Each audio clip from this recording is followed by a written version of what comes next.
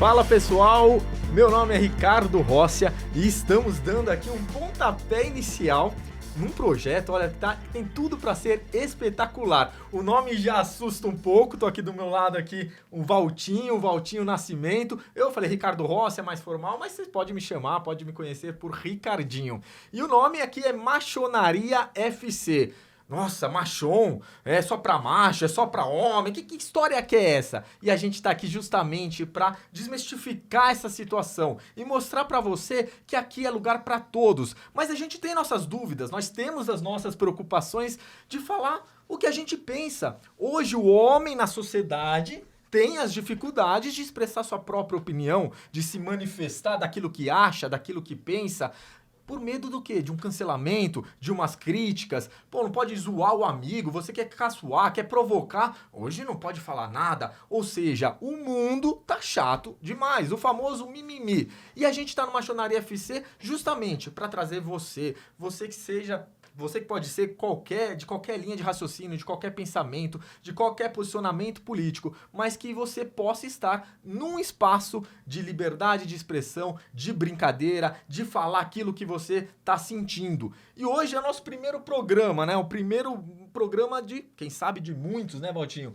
De um projeto que tem tudo para dar certo e nada mais, nada menos do que um grande convidado que está aqui com a gente. Ele é professor, escritor, apresentador. Ele também é autor de livros chamados aqui, ó, Uma Filosofia Politicamente Incorreta e o Guia Politicamente Incorreto da Filosofia. Então, eu vou já convidar aqui, não sei se você quer dar as honras, Valtinho, é um prazer estar aqui do seu lado, obrigado por esse convite de mediar, mas antes do nosso convidado, Valtinho, suas primeiras impressões aqui do Machonaria FC. Valeu, Ricardinho, bem falado, importante a gente esclarecer algumas coisas aqui pro homem, pro machon, você que segue a gente. E eu que sou aluno há 20 anos, a gente estava falando aqui fora do ar, né, Pondé? 20 anos já que eu sou aluno do Pondé, ininterruptamente. Só agradecer a presença e... Obrigado pelo convite. O nosso convidado aí, professor Pondé. Olha, é um prazer incomensurável de tê-lo conosco aqui, viu? Espero dar sorte para vocês. Amém, que assim seja. Pondé, a gente já tem até um brindezinho aqui, ó, com o loguinho da machonaria e aqui até um machão oficial. E a canequinha do projeto, pra gente até poder tomar uma cervejinha juntando aqui. Assim. Esse brinde, né? Obrigado. E a carta de princípio, ó. O Machonaria Depois você FC, lê com calma. Quando Fala a gente que tá errado aí. Depois, a gente até pede pro pessoal que tá nos vendo aqui para poder seguir a nossa página, tá ali na nossa TV, @MachonariaFC, e ali você pode se inteirar com vídeos, inclusive vídeos do próprio Pondé, para saber o que a gente pensa, o que a gente está querendo falar. Então não se assuste, tá? A gente não tá aqui justamente para ofender ninguém e não temos esse ar de preconceito que às vezes a pessoa fala, pô, o cara é machão, e o cara, então, já está excluído da sociedade. Pelo contrário, a gente quer ter voz, a gente quer ter o nosso espaço. Temos mais um brinde? Vai ser agora, né, Valtinho? O pessoal da Ladega, o pessoal que fica no Mercadão ali de Pinheiros, ofereceu esse vinho pro Pondé. Quando souberam que o Pondé vinha, fizeram questão de mandar um brinde também. Obrigado. Mercado de Pinheiros, Ladega. Olha que maravilha. Vinho bom, viu, Pondé? Tá geladinho. Ainda tá geladinho? Tá. Que bom. Ainda tá. E olha só, a gente tem, né, uma campanha aqui do Machonaria FC, aproveitando. Pode deixar embaixo. Isso. Para você que está nos acompanhando, olha só que maravilha. São os nossos primeiros parceiros aqui, essa parceria de, né, um projeto que tem, como eu disse, tem tudo para dar certo. Você pode entrar no Instagram deles, eu vou confirmar aqui, @LadegaMercadoPinheiros. E falar que é do Machonaria FC, você consegue 10% de desconto. Então siga a página deles, repetindo, @LadegaMercadoPinheiros. Ele está aberto, né, de segunda a sábado, das 9 às 18. Entra lá e aproveite todas as ofertas e descontos que só a Ladega oferece para você. É isso, né?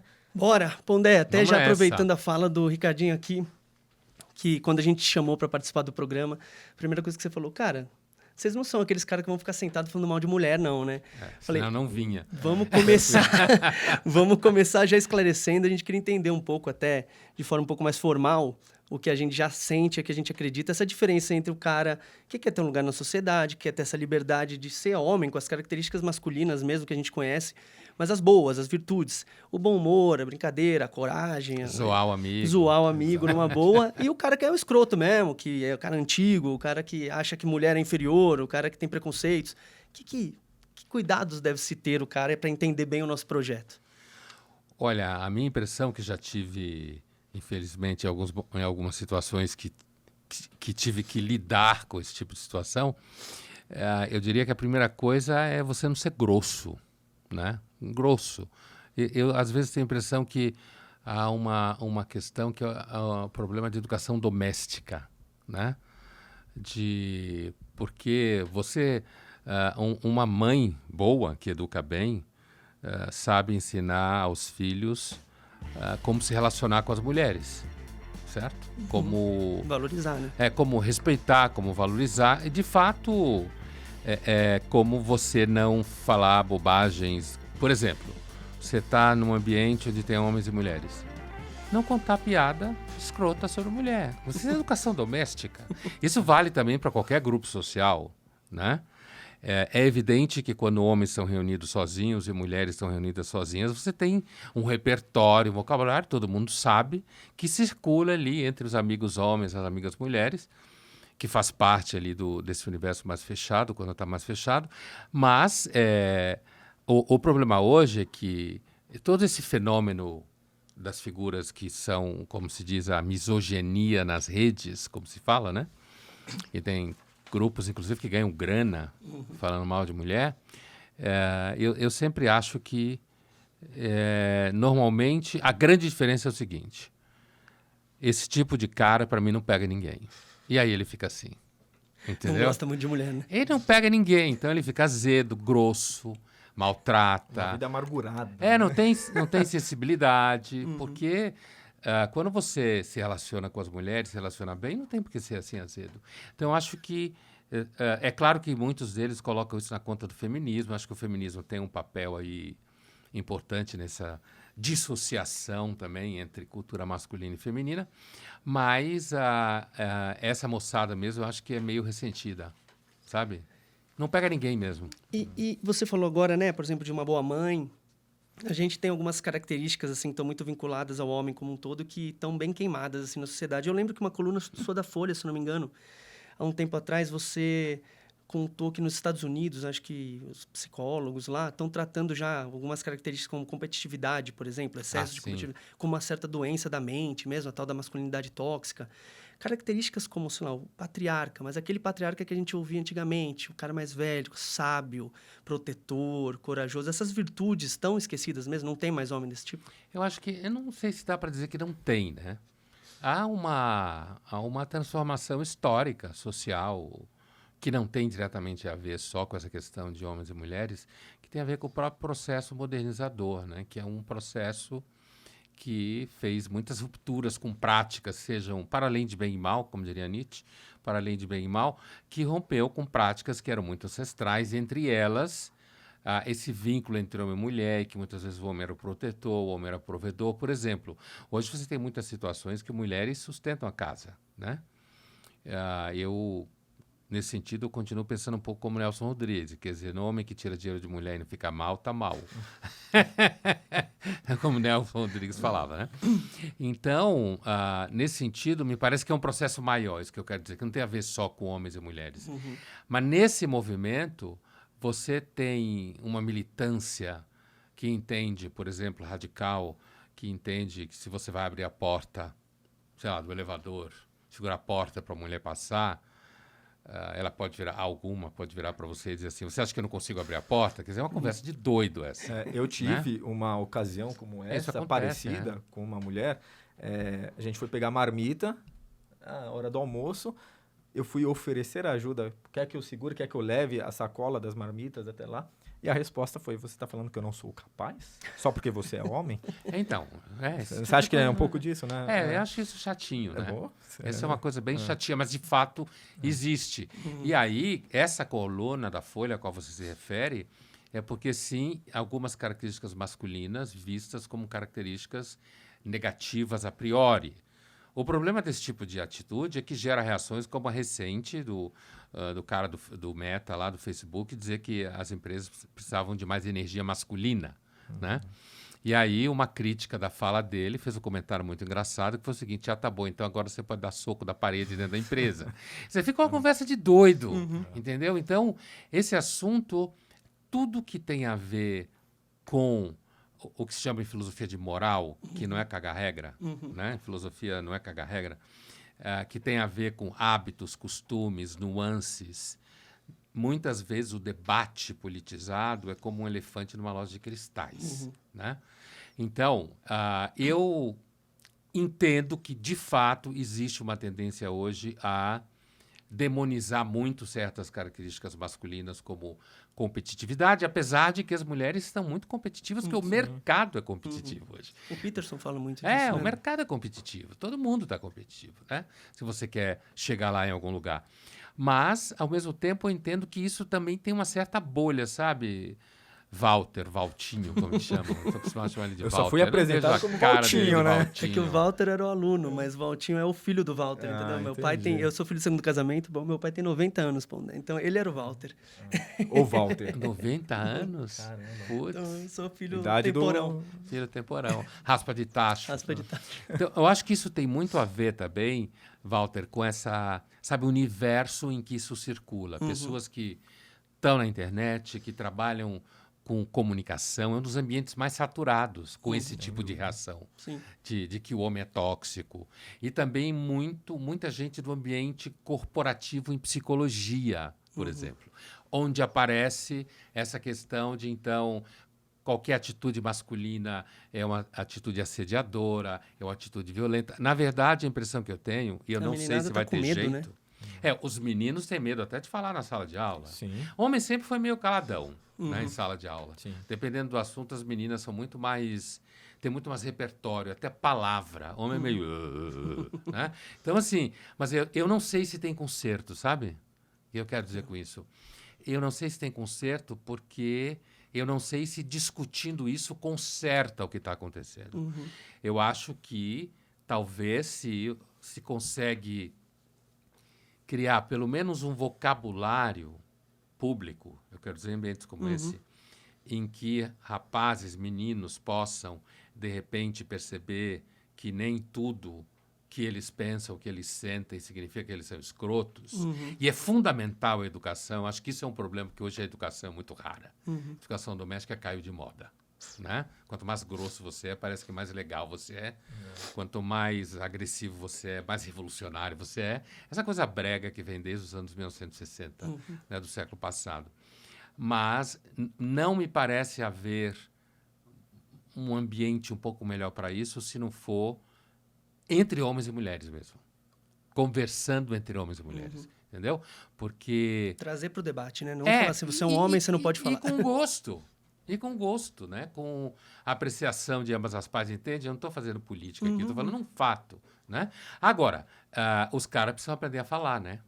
Aprender a falar e aprender a falar com medida, com palavras que não sejam mal educadas, que não apareça ressentimento com relação à emancipação feminina, por exemplo, né? Porque tem muito cara que tem medo de mulher, né? Sempre teve. Antes era só medo de broxar, agora é medo de perder o espaço de trabalho para elas, né?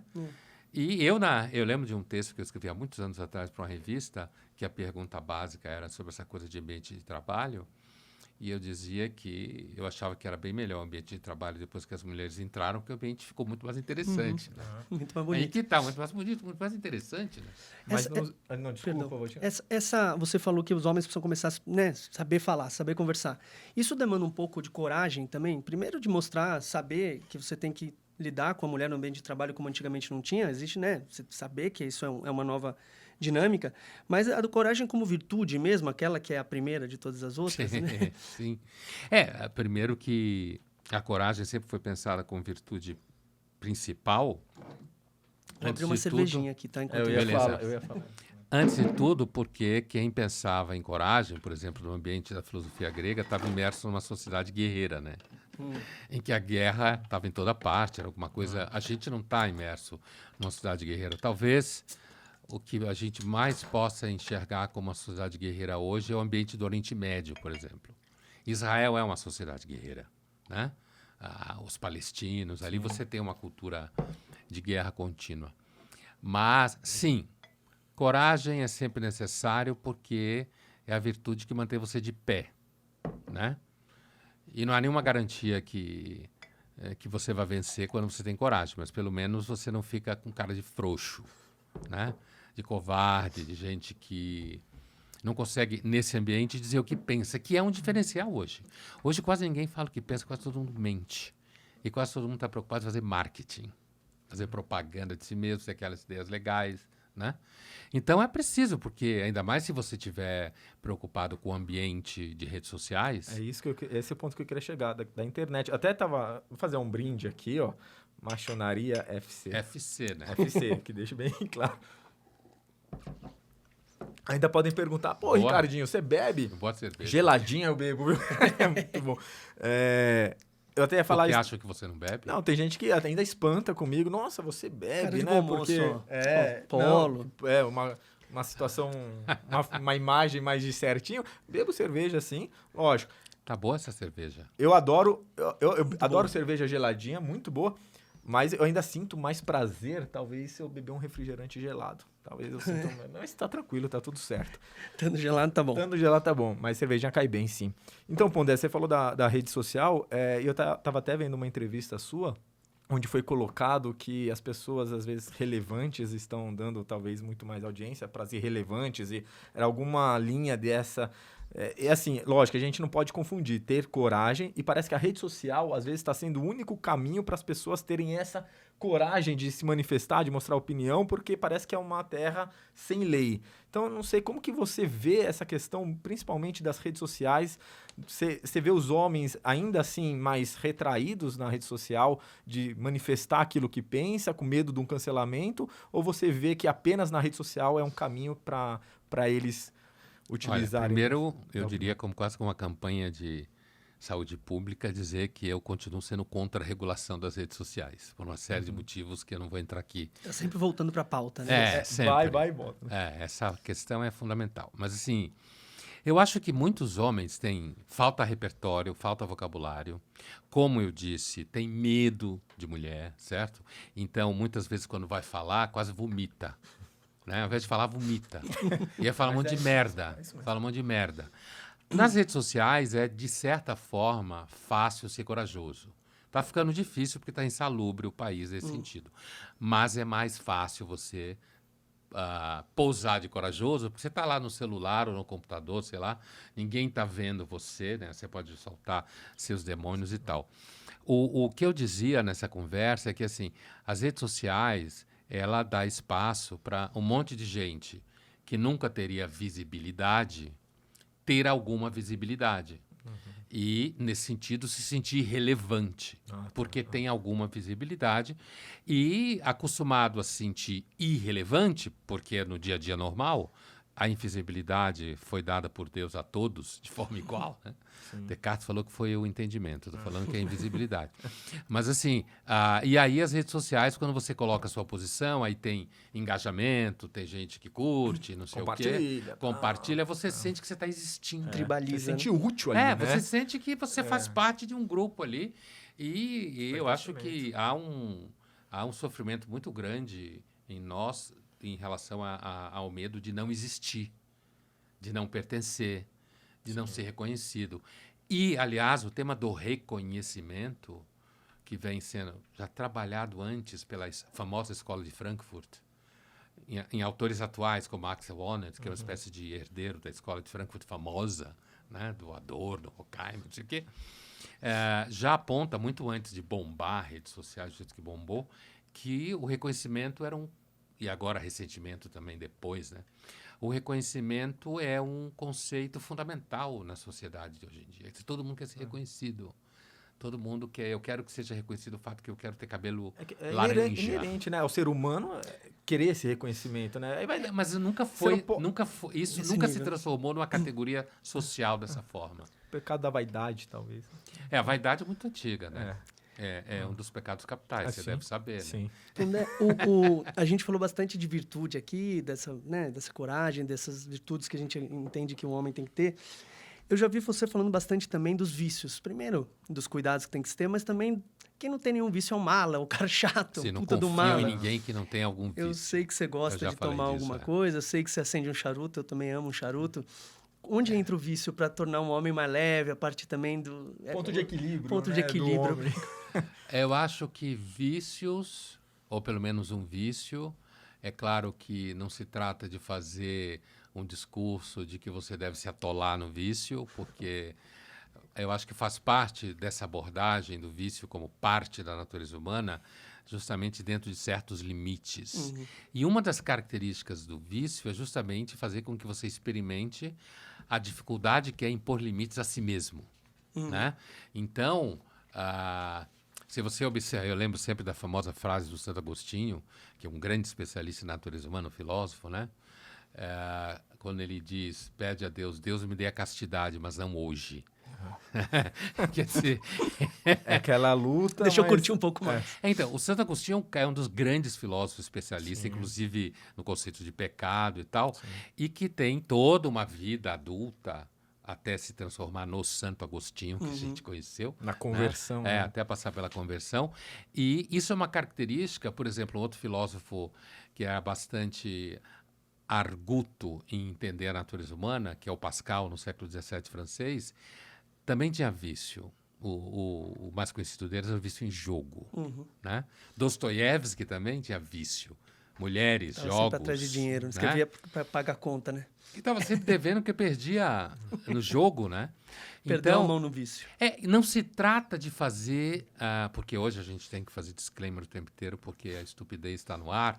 É assim, não se trata de dizer que você tem que fazer um discurso, procure um vício na sua Seja um vida, viciado, Ótimo, né? Porque hoje tudo se transforma nesse tipo de baboseira. Linguagem, né? Não, se trata de dizer o seguinte,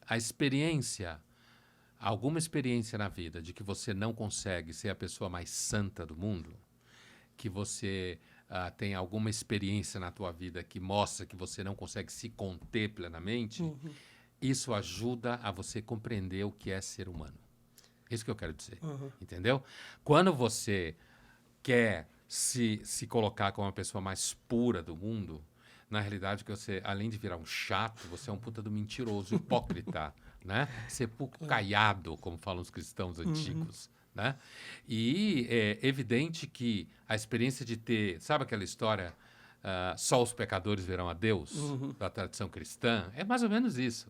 Quer dizer, alguém que acha que está isento de pecado, daqui a pouco eu venho dizer que eu vou fazer uma pregação aqui no podcast, mas assim, alguém que se acha isento de pecado, provavelmente é o pior tipo que anda pela face da Deus não terra. odeia o pecador, né? Odeia o pecado. Já dizia Isso a é famosa bem da frase, Igreja né? Católica. Quem né? não tem o pecado, que atira a primeira pedra, né? E isso por aí, aí né? vai, né? Como que o Nietzsche abordava mesmo essa questão de usufruir da vida, a questão estética? O Nietzsche é um filósofo estetizante, como a gente fala em filosofia, que não tem nada a ver com arte, né?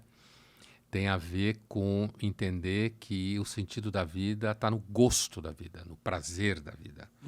E no caso do Nietzsche, não é um hedonismo banal, né? Não estou dizendo que hedonismo é banal. Albert Camus, por exemplo, é claramente um autor estetizante, o autor do Estrangeiro, o Mito de Sísifo, já no século XX.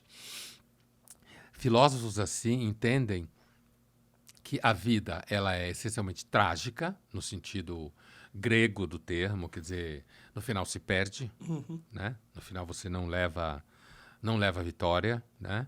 É um agon, como falavam os gregos, contínuo, uma luta contínua.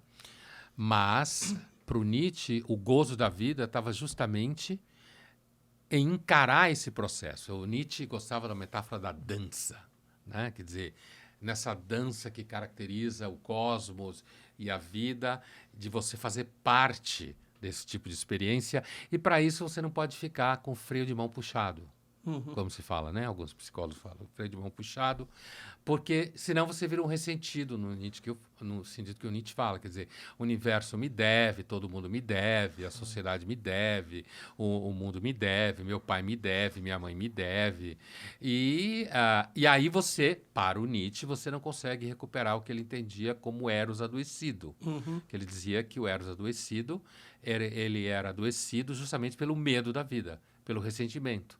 E para recuperar esse eros, que ele chamava de transvaloração, né? Você precisava passar pelo abismo, pelo sofrimento. Pela dor. Né? Reconhecer que, de repente, para o Nietzsche, a vida não tem sentido. Uhum. A priori, religioso, transcendente, Uhum. né? E é estetizante porque, como eu digo sempre, quer dizer, quando você pega um filósofo estetizante, ou um pensador estetizante, filósofo como Albert Camus era um autor que claramente na obra dele, a obra romanesca, porque ele escreveu ensaio também, a figura feminina é fundamental. Você pega o estrangeiro... Que os vestidos molhados... É assim, ele na literatura, né? Você pega a Marie, por exemplo, do estrangeiro, quer dizer, ela está sempre molhada, biquíni, está suada, o vestido molhado. E essa imagem é muito retomada no cinema pelo Terrence Malick. A Árvore da Vida, né? O amor pleno também, mulher pulando, estendendo roupa, pulando onda na praia com vestido de verão, não sei o quê.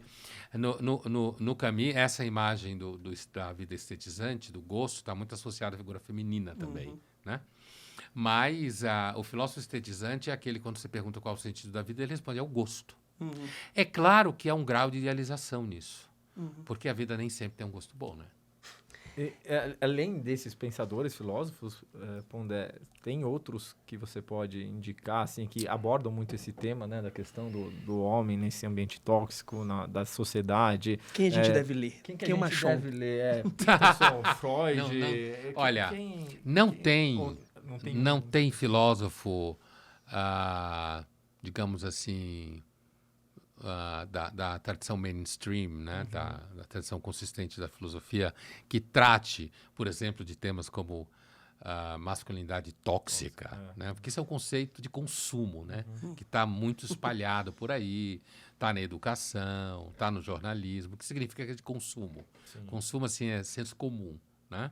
É claro que você tem autores como o próprio Peterson, o psicólogo, né, Jordan Peterson, que tem aí seu recado para temas como esse problema de demonização do homem. Né?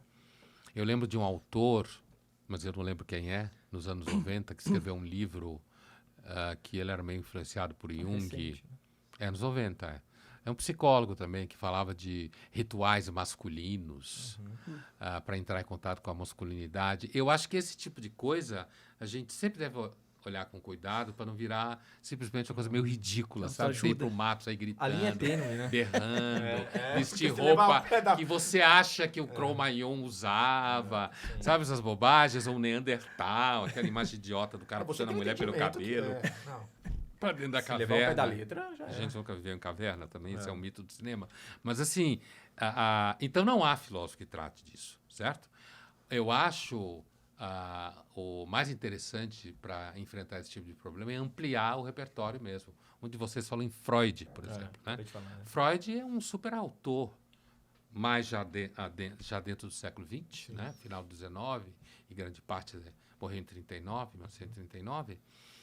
É um grande autor com uma linguagem jamais contemporânea para lidar justamente com essas diferenças entre homem e mulher, questões a ver com sexualidade. O próprio Lacan, mas são psicanalistas, não são filósofos. Né? São psicanalistas, não são filósofos. Dificilmente, e tem uma coisa também, né? A filosofia feminista, isso é uma questão bem importante de ficar clara, a filosofia feminista, ela tem por foco o tema da mulher. Emancipação, superação de preconceito, mas todo o universo que a gente conhece. Nenhum filósofo nunca pensou em discutir o homem-gênero. Que é uma coisa que está muito, e me parece muito arraigado na nossa cultura. Tipo, homem que é homem não fica pensando em si mesmo. Não tem uma vida subjetiva muito profunda. Não tem vida subjetiva muito profunda. Não tem essa coisa de ficar pensando em si mesmo ou pensando na condição masculina, como se falaria. Hoje isso tem aparecido no vocabulário público muito como reação a essas dificuldades às quais vocês se referiam. Isso vale para essa geração Z, Pondé, porque, por exemplo, o debate... Olhar para a bunda de mulher é um debate social, como o feminismo, por exemplo, coloca, ou tem algo mais intrínseco da beleza feminina ser atrativa para o homem? Hoje em dia, a gente já falou um pouco mais cedo agora, né? eu percebo, trabalho com bastante gente, faz alguns anos da faixa de 20 e poucos anos, e eles têm medo mesmo. Entre os homens comentam uma coisa, mas em qualquer ambiente eles ficam com medo. Não, vai falar, não. Porque a gente vai numa festa, pô, a menina ali tá dando mole. Não, é melhor não, porque depende do que eu falar. O cara tem medo de olhar, ele tem medo de ser, sabe, de despertar um instinto que possa ser algo. Dele, né? E aí é isso, é biológico, é social, Não dá para dizer. Pode olhar para a bunda eu ainda? Eu acho que não pode, deve, faz bem à saúde, né? Mas o que você não precisa é colocar na testa, eu olho para a bunda de mulher. Seja eu educado. tenho o direito de olhar para a bunda de mulher. Aí fica um papo meio besta isso aí. Mas assim, não, sem dúvida nenhuma, e eu também percebo, você tem entre meninos mais jovens, você tem sim um certo receio, um medo de se colocar. E aí que eu acho que a coisa pega mais sério, inclusive em escolas, né? Acho que muita gente que trabalha em educação é responsável por isso. Uma certa parte de quem trabalha no mundo da saúde mental, não é todo mundo de forma nenhuma, tampouco é na educação, mas eu acho que o ambiente, certos profissionais de saúde mental, certos profissionais de educação e muitos profissionais de jornalismo que trabalham no âmbito audiovisual, produção de conteúdo, é muito responsável por esse tipo de coisa. Por esse tipo de demonização masculina, né? De fazer com que os homens fiquem simplesmente com medo de abordar uma mulher. Inclusive, tem lugares por aí que, se você fizer isso, você pode ser acusado de crime. Sim. Né? E então, assim, como eu não tenho nenhuma grande esperança na espécie, como você, Walter, sabe muito bem Era disso. A próxima pergunta, né? A gente até fala, tem esperança? E eu não tenho nenhuma grande esperança na espécie. Eu acho a espécie psicótica estruturalmente e a modernidade um surto muito grave, até agora funcional. Então, a ideia de que simplesmente ocorra um desencontro grave entre homens e mulheres no horizonte me parece algo absolutamente possível de acontecer, né? Inclusive porque, por conta disso que você falava, quer dizer, os meninos, eu vejo em sala de aula isso, os meninos têm medo de falar, têm vergonha, os próprios meninos, sabe, tem uma amiga que fala assim, ela usa essa expressão que eu vou citar aqui, não vou citá-la, mas vou citar a expressão, que ela diz que a pior coisa que existe no mundo é o feministo.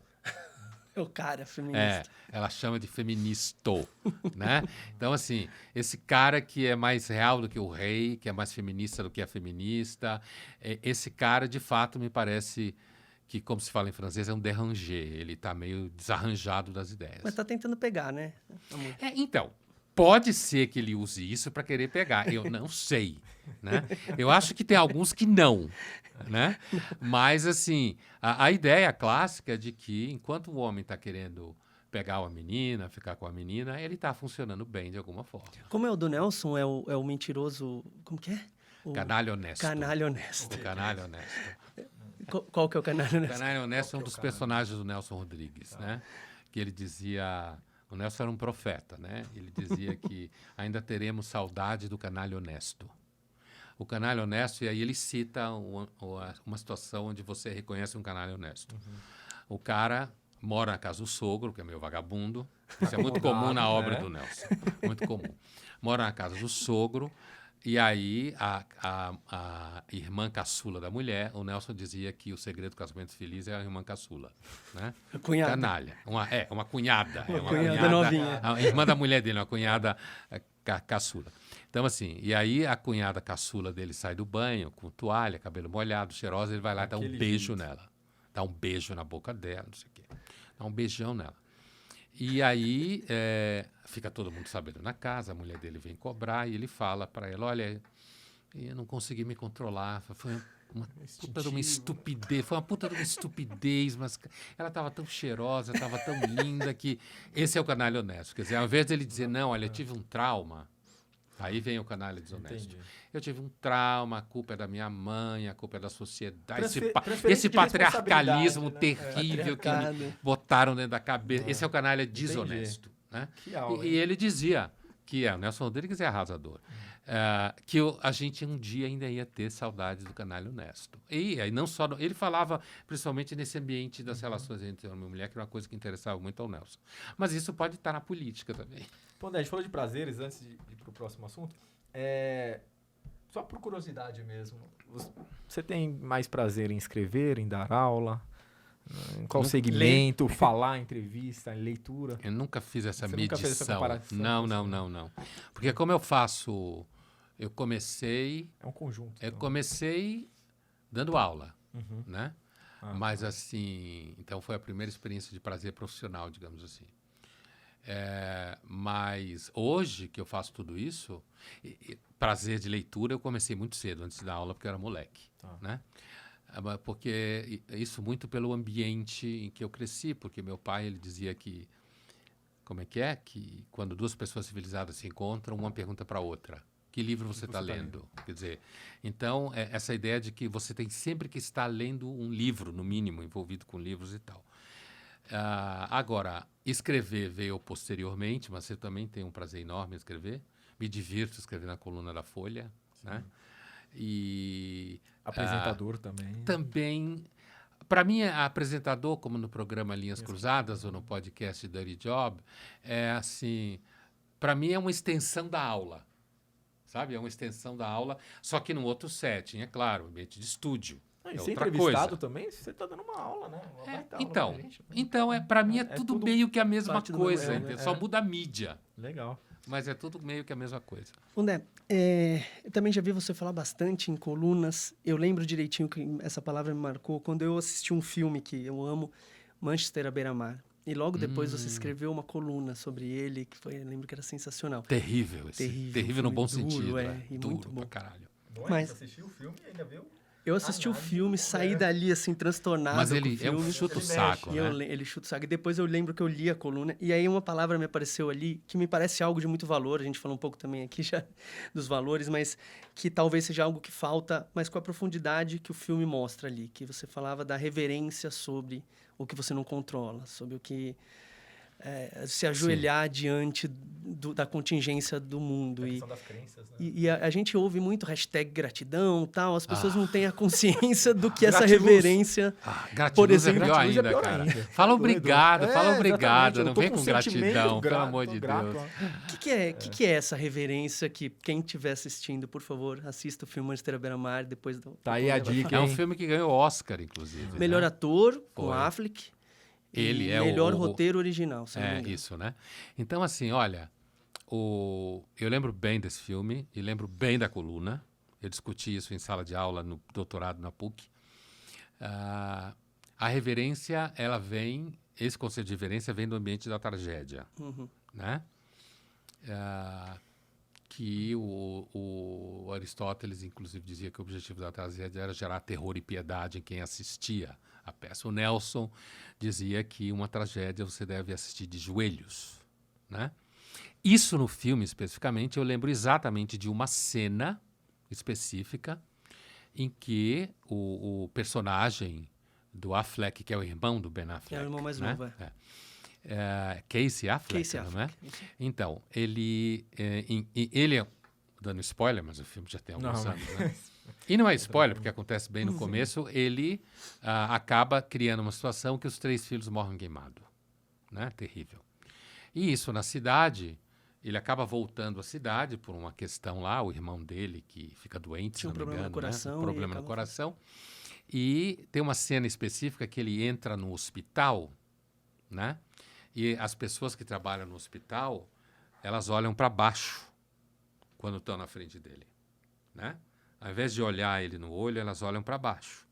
Por quê? Porque o cara é a encarnação da tragédia, da contingência, na sua formação mais terrível, que é a imagem de alguém que, no caso dele, que manipulou mal a situação de um aquecedor, alguma coisa assim, acabou causando um incêndio, os 3 filhos morreram, a mulher sobreviveu, ele foi buscar cerveja, alguma coisa, estava meio bêbado, né? Ainda tava daquele jeito. Então, as pessoas não olham nele, olham para baixo quando encontram com ele.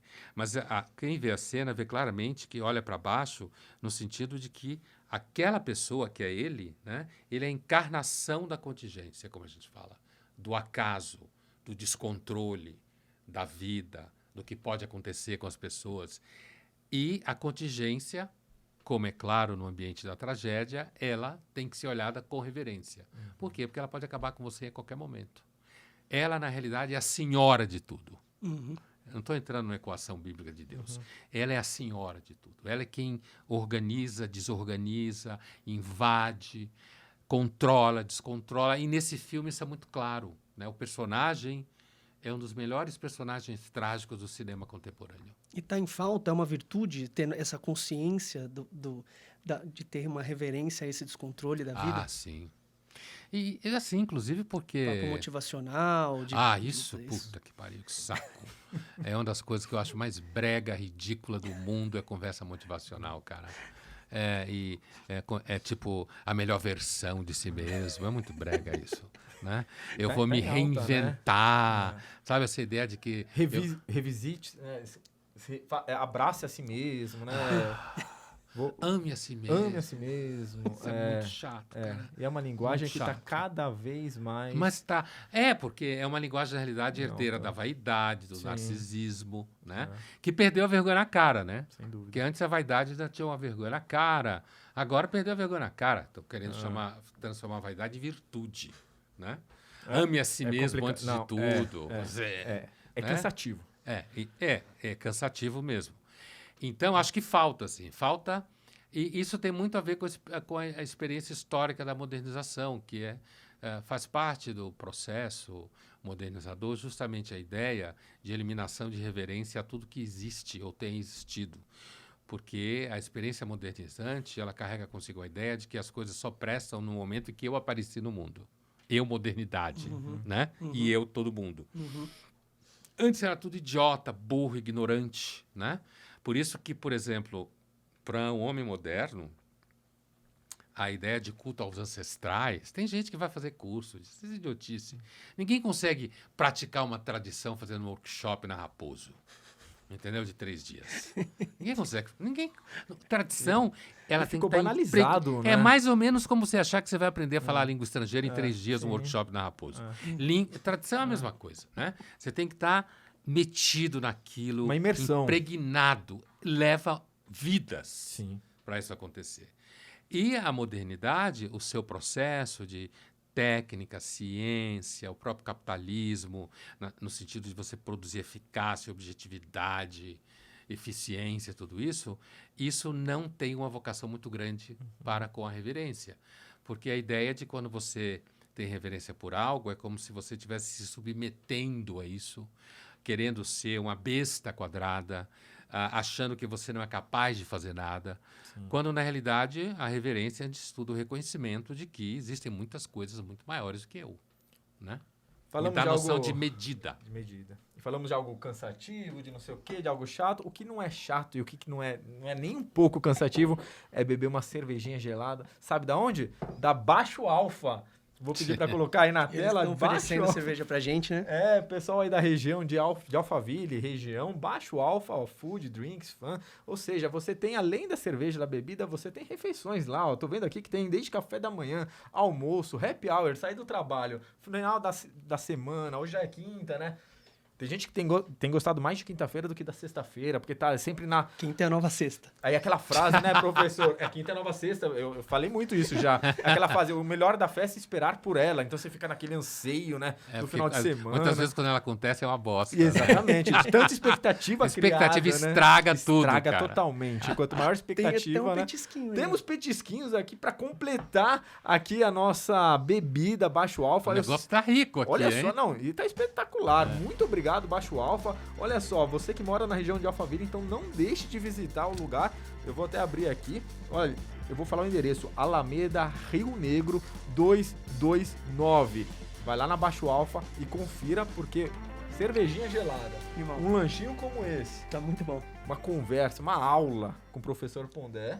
Eu acho que não tem algo melhor. Só faltou um charuto, mas o dono do podcast, do estúdio aqui não deixou a gente acender. Eu ia trazer um charuto pra mas gente. acho que o prédio deve proibir, né? Tem a questão aí. Eu já fui brigadista de prédio, então qualquer fumacinha, qualquer coisinha. Já pita tudo aí, tá todo mundo eu saindo ouvi dizer que prédio. em Milão, na Itália, você não pode mais fumar nem na rua. Nem em espaço aberto. Nossa. Você só pode fumar num lugar específico na sua casa especificamente. E olhe lá, se morar em prédio de apartamento, pode ser que não. Fui viajar agora mês passado, o meu sogro gosta muito de charuto, né? E aí a gente estava num hotel que não podia acender cigarro nem em lugar aberto. E a gente conseguiu conversar com um funcionário lá para achar um cantinho pra gente acender o charuto. Mas você não podia fumar, por exemplo, tipo perto da piscina, coisa assim? Isso, nem na área aberta. E o charuto também, para quem não fuma, ele domina o ambiente, né? Você tem que se isolar um pouco. Quem fuma, na realidade, não sente o cheiro quando tá fumando. Mesma coisa cachimbo, eu também fumo cachimbo. Agora, cachimbo, normalmente, as pessoas não reclamam do cheiro. Do cheiro. Apesar de que quem fuma não sente o cheiro no cachimbo. Eu ia falar, pessoal que tá vendo no celular, na TV, no computador, qual que é não é qual a diferença? Qual que é o melhor, né, pra você? Cachimbo? Olha, pra mim é... Ou cada um depende da situação? É assim, pra mim não dá pra dizer... Eu comecei primeiro a fumar cachimbo, depois passei a fumar charuto. Charuto é muito mais caro, isso pode tornar ele pior. Entendi. Pro seu bolso. O gosto do charuto é o ritual. O corte, o acendimento, então, a harmonização. o cachimbo também tem um ritual. Tem. Você limpar o cachimbo, entendeu? Depois que fuma e antes que fuma, colocar o fumo. O cachimbo tem essa coisa, por exemplo, eu gosto muito de fumo de cachimbo que tem algum sabor de cacau ou de creme brulee, por exemplo. Legal. Né? Então, os dois são muito bons. O que acontece é que charuto eu fumo basicamente depois do almoço. É uma questão de horário. Eu nunca vou fumar charuto de manhã, por exemplo. E quando que Ninguém fuma. Ou depois do jantar. Né? Entendi. Enquanto que o cachimbo você pode fumar ao longo do dia todo. De manhã eu fumo mais cachimbo. Nunca fumo charuto. E aqueles eletrônicos você fuma quando? Eu tô brincando, né? Que tá uma febre, né? Isso aí, da molecada também, né? Eu, na verdade, nunca gostei de cigarro. Né? Tá. Fumei algumas vezes quando era moleque, mas no fundo eu nunca gostei. E aí, quando eu comecei a fumar cachimbo, ficou claro. Quem fuma cachimbo e charuto normalmente não gosta de cigarro, porque tem gosto cachimbo e charuto. Cigarro não tem. É isso aí. Vamos pro quadro de interação com o pessoal que mandou Machon vídeo pra Pergunta. gente. O quadro Machon Pergunta, olha só que maravilha. Então, isso aqui, ó, fica de aviso pra você que depois tá vendo esse programa piloto, programa número 1 com o professor Mestre Pondé. Para um próximo programa, próximo convidado, você pode mandar sua pergunta também. Fique atento nas nossas redes sociais, no Instagram. E vamos começar então com o Machon Pergunta. Vamos ver o que o pessoal mandou pra gente aqui. E aí, o Pondé, nosso professor, vai responder o que ele vai ver agora. Vamos lá, põe na tela.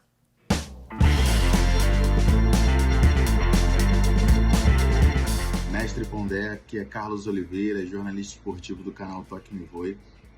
E eu carrego comigo uma seguinte filosofia, a seguinte frase de Rousseau, que o ser humano nasce bom, mas a sociedade o corrompe, dizendo que o ser humano nada mais é do que um reflexo da sociedade que ele está inserido. Mas eu carrego comigo, mas mesmo assim não acabo aceitando muitas vezes isso. Até que ponto somos o reflexo da sociedade sem que a gente tenha essa autonomia de não querer ser o reflexo? Muito obrigado. A pergunta dele tem um pouco a ver com responsabilidade, talvez, né? Obrigado, né, principalmente o final, né, do comentário dele tem a ver com se eu sou um reflexo da sociedade, então não tenho responsabilidade nenhuma pelo que eu faço. Né?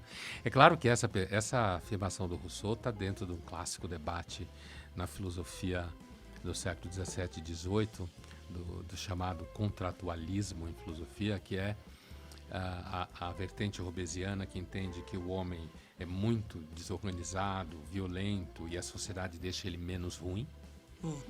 E o Rousseau, que vai na direção que ele citou, é claro que as discussões são sempre mais enroladas que isso, de que o homem na sua origem, na sua condição de bom selvagem, que é a imagem que o senso comum deu à ideia do Rousseau, de que o homem na sua origem ele não seria necessariamente competitivo, agressivo, violento, e que a sociedade corrompida que o Rousseau vivia, e daí se aplica a toda a sociedade, ele estava se referindo à sociedade que ele vivia, é que faz o homem ficar competitivo, agressivo, violento. Né?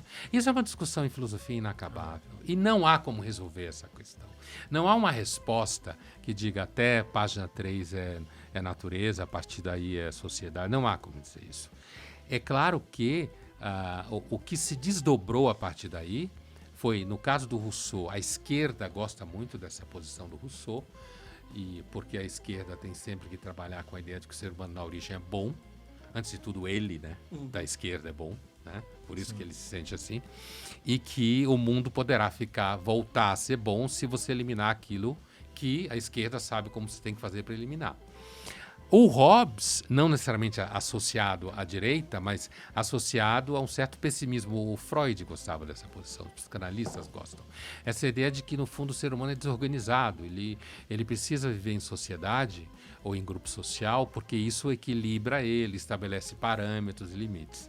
Então, não há uma resposta para isso, né? Agora, em relação específica, se eu sou reflexo da sociedade, portanto, eu não tenho responsabilidade, é claro que isso não é verdade nesse nível. Todo mundo tem alguma forma de responsabilidade. É claro que se você nasce numa família muito pobre, você provavelmente terá mais impedimentos do que se você nasce numa família muito rica, né? E isso faz com que fique mais difícil para você as coisas, sem dúvida nenhuma. Agora, eu sempre lembro do caso de que quando essas pessoas que remetem à violência, a ser ladrão, bandido, sei lá o que for, o fato de ser pobre é uma grande ofensa aos pobres. Porque a maioria dos pobres não é assim. Não é ladrão, bandido, assassino, entendeu? Temos, eu não sei quantos, mas a gente tem uma boa participação. Tem algumas, Vamos lá. Vamos ver. Olá, professor Pondé, tudo bem? Zé Leandro, Tudo bem. Machon, engenheiro Machon. Minha pergunta para você nesses tempos que nós vivemos, né? Que a gente tenta ensinar em casa que o certo é o certo e o errado é o errado, não importa, né? O que os outros estejam fazendo, mas nós temos que ensinar que eles têm que responder o que os outros querem ouvir querem ouvir, não querem ler nas redações, né, e nas perguntas, falando, não, mas isso aqui é só pro colégio, tá? É só pro colégio, pra tua faculdade. O que é certo continua sendo certo, você sempre tem que ser o correto, menos agora nas provas para poder passar e fazer uma faculdade. Como é que a gente, né, consegue dar essa explanação para os nossos filhos, separando essas duas coisas? Abraço, obrigado. Obrigado. Valeu, Zé Leandro, né? Grande Zé Leandro. Olha, Zé Leandro, acho fazendo meio o que você disse que faz, né? Olha, faz isso, responde certo na redação, se você quer passar. Agora saiba que você está fazendo isso só para passar a matéria. E é uma coisa muito comum na vida, né? Você, às vezes, num certo ambiente, ter que pagar pau para uma certa coisa e, na realidade, sabe que aquilo não é toda a história. Agora, a rigor, esse tema do certo e errado, isso é foda. Não tem resposta simples para isso, né? Não tem. Num certo nível, se você observa, por exemplo, historicamente, analisa filosoficamente, antropologicamente, existe um grande grau de variação do que se considera certo e errado ao longo da história, né? Das diferentes culturas. Existe isso, né? Uma certa variabilidade, aquilo que se chama, grosso modo, de relativismo, né? Isso, é claro que quando você convive com pessoas, quando você aproxima culturas diferentes numa cidade grande, é claro que isso pode se tornar um problema. Quando as culturas e os grupos eram isolados, não tinha muito contato, isso não era muito problema, porque cada um vivia na sua bolha étnica, antropológica. Agora, no mundo contemporâneo, de você estar envolvido com filhos, educando filhos e tal, é claro que é evidente que todo mundo que é razoável nunca tem plena, absoluta certeza de nada, certo? Como diz o Fernando Aramburu, que a gente discutiu, quer dizer, para você ter muita convicção, você tem que ter lido pouco, né? Você tem muita convicção. Então, é claro que uma pessoa razoável sempre guarda um espaço de entendimento de que não tem absoluta certeza das coisas e uma certa autoironia também, né? Se você não ri muito, se você não ri em alguma medida do que você é, do que você faz, você se leva muito a sério, que é o problema da polarização política, inclusive hoje em dia, né? Essa estupidez, todo mundo muito, o grupo A e o grupo menos A e tal. Mas é claro que, do ponto de vista dos filhos, acho que o problema muitos pais e mães não sabem direito o que fazer, ficam seguindo especialistas em parentalidade das redes sociais, sabe? Fica querendo aprender com alguém que diz que sabe como tem que educar filho. Na verdade, os pais e mães estão bem perdidos mesmo, grande parte. Pesquisa lá no YouTube, né? Como educar. Pesquisar, De quem é aquela frase que você falava bastante pra gente na aula? É alguma coisa do tipo: se você acha que sabe muito da vida, é porque você não tem nem noção do quanto você tem por saber ainda. Quando você lê um pouco, você sabe que você lê. Lembrando que o Valtinho foi aluno. Foi. Ainda é, né? Ainda é. Só que de forma informal. Né? Então, essa ideia é uma ideia claramente do Cioran, que é um filósofo que eu gosto muito. Nunca coloquei ele para ser lido para os alunos, porque é um filósofo muito complexo. Escreve aforisma, muito violento, né? Porque, assim, seguramente, quando você acha que você é jovem, quando você é jovem, e aí você... é até perdoável quando você é jovem em alguma medida. Você acha que você entendeu tudo, evidentemente, porque você ainda não sabe da missa metade, né? Você não sabe, você não tem noção do que vai acontecer ao longo dessa vida inteira. Agora, o próprio Cioran, ao mesmo tempo, ele também desmistificava uma certa aura que muitas vezes se tenta colocar, a ideia de que se você é mais velho, seguramente você é mais sábio. O que também não é verdade. Você pode ser mais velho e ser uma anta. Sem dúvida, é Não relativo. ter aprendido nada. Você pode simplesmente ter sido uma pessoa que ficou repetindo certos gestos e comportamentos sem nunca ser capaz de olhar um pouco você de fora. Aí o Cioran também tem uma frase que eu gosto muito, que é: o que eu sei aos 60, eu sabia aos 20. 40 longos anos de um trabalho inútil de verificação. Vira um papagaio, né? Repete. Ficou testando se era verdade. Era. Olha, no caso dele é a tal da contingência, né? Temos Que a vida uma- é dominada pela contingência. É isso mesmo. Desculpa, temos Próximo. mais pessoas participando. Olá, maçonaria. Olá, professor Pondé. Sou sua fã. Sou a Cláudia, mãe de 3 filhos, uma de 26, outra de 23 e um de 21. E sempre eduquei meus filhos dentro de parâmetros que eu acredito serem corretos. O que é certo, o que é errado. A gente tem que lidar com as consequências das nossas escolhas e que a vida não é um mar de alegrias, como a mídia social, principalmente na geração deles, mostra, mas sim frustrante na maioria das vezes. E que eles têm que lidar com isso de uma forma forte. A minha pergunta é o seguinte: o que será que vai prevalecer? A educação que a gente dá para os nossos filhos, para que eles encarem os desafios com força, ou esse mundo que está se formando, onde tudo é relativo e tudo é muito frágil, onde se vitimizar virou regra? A minha pergunta é essa. Obrigada. Valeu, Tema- Cláudia. Tema um pouco recorrente, mas até é interessante que a gente tenha a Cláudia trazendo perguntas também, porque a gente estava conversando um pouco sobre essa preocupação da maçonaria, né, de ter mulheres participando. Eu queria até aproveitar que você acrescente a resposta dela. O que no ambiente do homem que a gente colocou aqui, como as virtudes, os vícios, as responsabilidades, tem para uma mulher, tem para as minorias? O que é possível que esses grupos entendam que a maçonaria também é importante para o tipo de homem que a gente está querendo trazer aqui? Homem tradicional, né? Basta... Você pode ser membro de uma chamada minoria e você não... No sentido que você nasceu naquele grupo e tal, e de que você não é ressentido. Você entende? Você não se vitimiza, como dizia a Cláudia, né? O nome dela, Isso, Cláudia.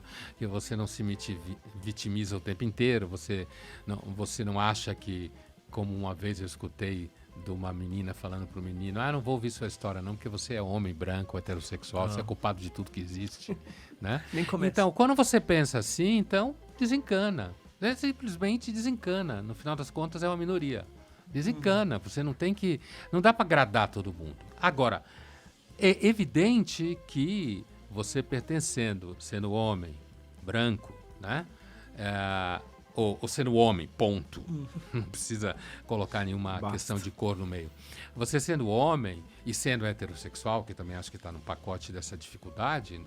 Não significando que você precise ser heterossexual para fazer parte dessa discussão, entender, porque é fato, né? Eu acho que é fundamental que esse grupo entenda que, sim, existem pessoas que pensam diferente desse grupo e que estão aí colocadas no tabuleiro que a gente vive, no ambiente de trabalho. E essas minorias entenderem, acho que elas têm que tomar cuidado, porque elas podem sair de moda. Não sair de moda enquanto deixar de existir, porque óbvio que não, ninguém está dizendo que isso deve acontecer. Pode sair de moda, ela pode sair do universo daquilo que é monetizado, por exemplo. Ou ela pode sair de moda no sentido de que as empresas param de entender que elas têm que submeter esse discurso o tempo inteiro. Tem começado a acontecer um movimento então, anti-woke. Isso hoje está acontecendo isso, a gente tem que ver qual é o fôlego disso. Algumas pessoas acham que isso tem a ver com a eleição do Donald Trump. Eu acho que a eleição do Donald Trump tem a ver com essa onda, e não o contrário. Né? É claro que um presidente dos Estados Unidos, você pode querer ser amigo dele para tirar vantagens, como também no Brasil um monte de gente quer ser amigo do Lula para tirar vantagens. Então, eu diria que para essas minorias, assim, é muito bom que elas achem espaço de trabalho e tal, mas elas têm que tomar cuidado para não ficar muito chata, porque as pessoas enchem o saco de gente que é muito chata, entendeu? E que fica o tempo inteiro querendo fazer você se sentir mal, não deixar que você consiga se colocar. E aí tem um risco muito grande hoje em dia, que eu acho muito sério, que não é mais o politicamente correto, é o juridicamente correto, né? Essa vocação de querer processar todo mundo. Eu acho isso o pior de tudo, que está acontecendo, inclusive, no Brasil. É perigoso, né? É um mercado de contencioso que se alimenta desse tipo de questão de processar todo mundo que pensa diferente de mim ou manifesta algum tipo de crítica, então não pode desistir, tem que processar, tem que prender, tem que fechar a conta, tem que tomar passaporte, tem que cobrar não sei quanto de dinheiro e tal. Agora, o que fala a Cláudia, quer dizer, o pai e mãe, é claro, a gente... eu acho que o razoável é que a gente ensine para os filhos o que a gente acha certo e errado mesmo. Você não pode pensar como a humanidade, porque inclusive a humanidade não existe, existe um monte de gente. Né? Não dá para querer falar em nome da humanidade o tempo inteiro. Né? Inclusive porque, como dizia o Edmund Burke, pensando no Rousseau, aquele tipo de pessoa que ama a humanidade e odeia ser semelhante é sempre a mais perigosa de todas. Né? Mas assim, agora, a questão final dela, que é na realidade a questão dela, é que o que eu acho que vai prevalecer, não dá para fazer uma previsão como essa. Mas é provável, toda essa relativização a qual ela faz referência tem a ver com a dissolução de parâmetros, tem a ver com o próprio avanço do capitalismo, da transformação de tudo em nichos monetizados, né? E esse processo não vai acabar. Não vai acabar. O tema da vitimização especificamente, eu acho que ele pode perder força se ele perder força como nicho de mercado. Aí ele pode perder força. Porque a vitimização originalmente está ali dentro do pacote mais da história da esquerda. É que a esquerda hoje virou um fetiche dentro do capitalismo, principalmente de fininho de papai, né? Mas, então, eu acho que os pais... Eu acho que é muito ruim se não fizer isso. A ideia é que você tente passar para os seus filhos o que você acha certo e errado, apesar de que seguramente você vai errar. É a história de pai e mãe errar, né? O ruim é se você ficar pegando modas de educação aqui e ali. Agora, não é provável que o mundo volte a ser seguro em termos de valores, entre aspas, como se acha que ele era no século XIX, inclusive porque isso nunca garantiu nada. Sempre existiu violência, guerra, assalto. O mundo sempre foi do jeito que ele é. Sim, né? Apesar do que o Rousseau falava. Apesar do que o Rousseau falava. Pondé, acho que a gente está começando a chegar para a reta final. Eu queria pôr uma última pergunta antes da gente só ir pro bloco do Isso ou Aquilo. Perfeito. Que é a de um rapaz mais novo. A gente tem muita pergunta de velho, como nós. Fala, Pondé, tudo bem? Eu sou o Rodrigo Barbosa, eu tenho 21 anos de idade. Você deve ter acompanhado nos últimos dias ou semanas que essas empresas multinacionais estão começando a abandonar essas pautas woke identitárias. E que aparentemente o mundo inteiro está começando a ficar de saco cheio disso. E aparentemente essa ideologia está caindo. Eu acho que no Brasil ainda vai demorar para isso acontecer, principalmente porque as ideias ruins normalmente morrem aqui. Mas eu queria saber qual que é a sua visão, o que você acha que vai vir após isso. O que você acha que a minha geração, a geração mais nova, instituiria como uma reação a essa pauta woke, caso ela de fato venha a cair ou virar extremamente impopular? Tem um perigo, Pondé, de ir para outro extremo, porque a gente vê esses acontecimentos na política, como que era o pêndulo do Bauman. É possível. É possível a gente ver sintomas de pessoas que são muito radicais, inclusive fora do espectro ocidental, como os islamitas, os muçulmanos radicais, por exemplo, religiosos radicais. Mas, de novo, acho difícil fazer previsões. Por exemplo, o que a geração de pessoas ao redor dos 20 anos traria como comportamento diante disso, né? Concordo que no Brasil provavelmente vai demorar muito, porque a gente é muito pobre, miserável, inclusive na possibilidade de sair de buracos como esse, né? Mas, assim, aparentemente agora existe uma certa reação de grande parte da população a discursos mais ligados a uma esquerda identitária que não são representativos de grande parte da população. E o que aconteceu é que, aparentemente, por conta das redes sociais, essa massa silenciosa de pessoas descobriu que ela não é uma massa isolada de pessoas. Que existem muitas pessoas que pensam parecido com elas, que inclusive tá de saco cheio desse discurso muito identitário, que eu entendo, inclusive, que atrapalha a vida da própria esquerda.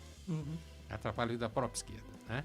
Ela vira uma coisinha que fica rodando atrás do próprio rabo. Então, nesse sentido, me parece que é o que parece que está aparecendo, pode haver um certo grau de reação dessa população gigantesca que tem um certo fundo conservador de percepção da realidade. E que agora aparece por que não aparecia antes?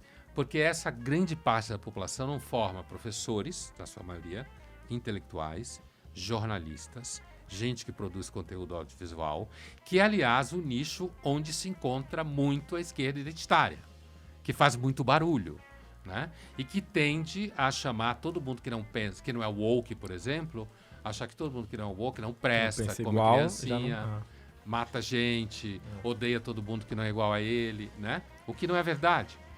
Então, afora esse grupo, eu acho que talvez uma coisa que seria interessante, inclusive no Brasil, seria se esse universo de produção de conteúdo deixasse de ser somente colonizado pela esquerda identitária e você conseguisse abrir espaço para análises que não sejam só da esquerda identitária. Porque eu acho que uma das categorias profissionais mais colonizadas por isso é justamente quem trabalha com mídia, né? Você sabe muito bem disso, super colonizado. Agora, a emergência das redes sociais, sem dúvida nenhuma, pode tornar isso desnecessário. Isso que eu acabei de dizer. Porque como as pessoas começam a se comunicar e elas começam a se entender, então essa onda consegue tomar corpo e talvez a gente esteja vendo aí a possibilidade de uma década com refluxo, claro, mesmo desses discursos de pauta identitária, muito radical, o que não significa que é fascismo, como tentam dizer que é. Acho que a gente agradece aí ao Luizinho que participou e aos outros. Oportunidades não faltarão para você participar aqui do Machonaria, deixando sua pergunta e a sua contribuição, né, Valtinho? Isso aí. Então, vamos para o último quadro aqui do nosso podcast. Primeiro, mais uma vez, um orgulho, uma honra muito grande, viu, Pondé? Que Obrigado aula. pelo convite. Tá. E é isso, aqui é lugar para todos, pensando diferente ou não, seu lugar aqui na Machonaria. Isso aqui... FC. FC, exatamente. Machonaria FC. Achei o FC legal. FC. O mundo chato não é pra você. Machonaria FC, mundo chato não é pra você. Aí que legal, até rimou. Quando é isso ou aquilo?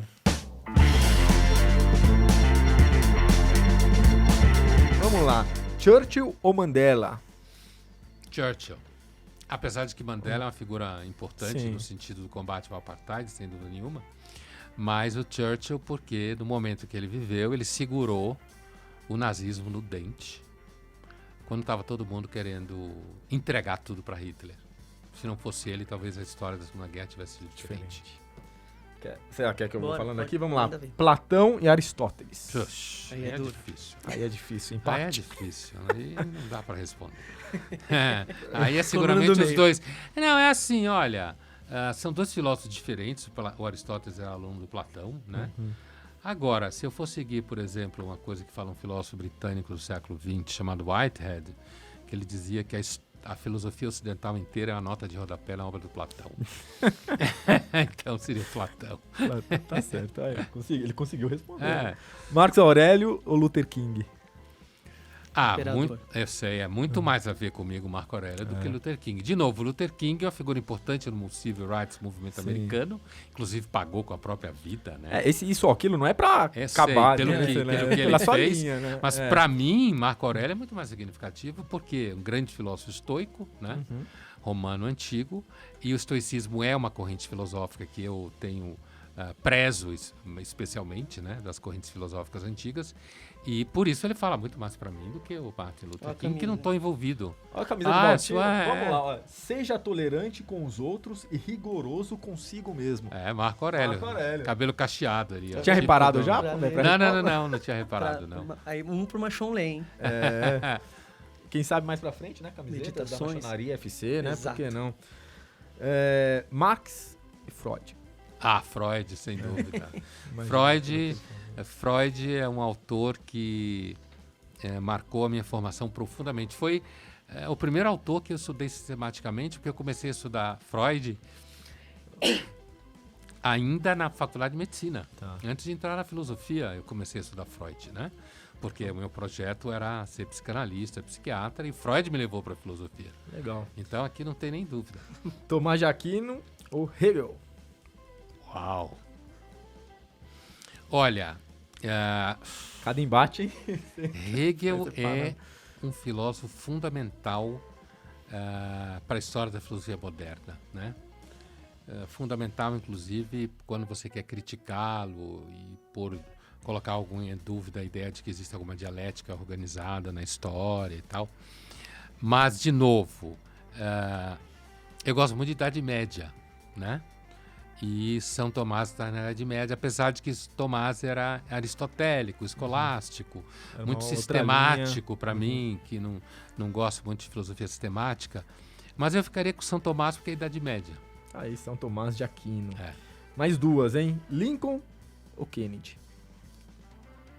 Aí agora a gente tá indo pros Lincoln ou Kennedy? Estados Unidos. Os dois foram assassinados, estão empatados nessa situação. Eu estive lá onde o Kennedy foi assassinado, lá em Dallas.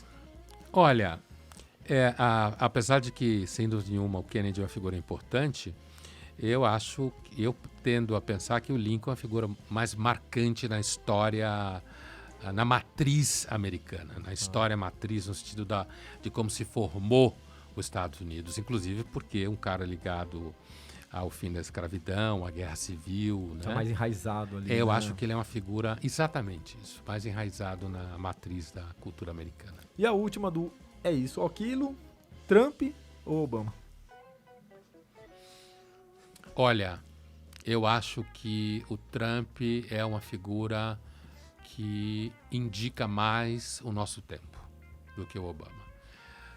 O Obama é fundamental, o primeiro presidente negro dos Estados Unidos, mas hoje, tanto é que o Trump está mobilizando o mundo, voltou depois de ter perdido uma eleição, de ter tido um establishment quase inteiro contra ele, que teve uma vitória estupenda no sentido de números, o que indica que ele é representativo de um momento histórico que a gente está vivendo. E nesse sentido, me parece que o Obama, enquanto presidente, independente de que grupo social ele vinha, enquanto presidente, ele era um pouco mais do mesmo, entende o que eu quero dizer? Sim, enquanto parte do jogo, né? É isso aí. Enquanto que o Trump é uma figura mais de ruptura, que a gente deve prestar mais atenção e tomar mais cuidado do que o Obama. Sem dúvida. Pondé, tem nem palavras. Que aula, muito obrigado. Obrigado você. Nosso primeiro convidado. Obrigado, Valtinho. O que você achou do nosso Valtinho e Ricardinho? Vai me chamar na aula de Valtinho agora, não vai nem lembrar. Vou te zoar. Tem o pessoal que não me chama de Ricardinho, vai falar Ricardinho, tá com o Valtinho. Esse é uma sertaneja, dupla sertaneja. E o que achou do nosso papo? Foi Gostou? ótima a conversa. Boa, passou rápido, né? Ótima. Maravilha. Continue assim. E para encerrar, se você puder deixar uma mensagem para os jovens que estão nos vendo, para as pessoas que estão vendo, deixar algum recado aí para o Machon nessa linha que a gente trouxe hoje aqui. Olha, cuidado com as bodas de comportamento, cuidado com não ficar querendo agradar todo mundo, né? E desconfie de gente que chega até você querendo fingir que é muito bom. Não leve muito a sério. Com vocês, senhoras e senhores, professor, mestre, filósofo, escritor, apresentador, Pondé, Luiz Felipe Pondé. E aqui, Valtinho, Valeu, Cara, muito Ricardinho. obrigado, viu? Tamo junto. Tamo junto. Logo tem mais. Valeu, hein? E é isso. Então até o próximo programa, próximo projeto. Fique ligado no nosso Instagram, Machonaria FC. Afinal, mundo chato não é pra você. Valeu!